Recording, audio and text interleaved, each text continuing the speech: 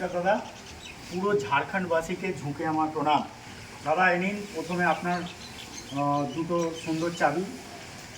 এটা আমাদের পক্ষ থেকে বৌদির জন্য গিফট, সোনার আংটি।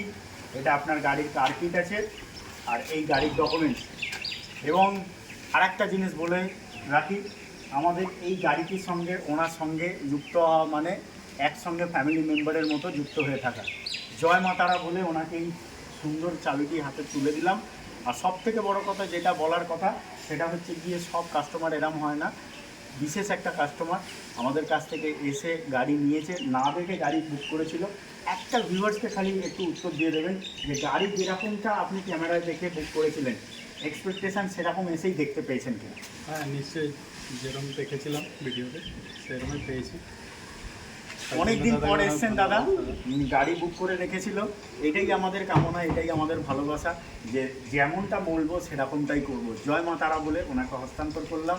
আর এই গাড়িটি যাওয়ার পর ওনার নাম, যশ, খ্যাতি, সমৃদ্ধি আরও যেন ফুলে পেঁপে ওঠো, এই কামনা নিয়ে ডেলিভারি করলাম। জয় মা তারা।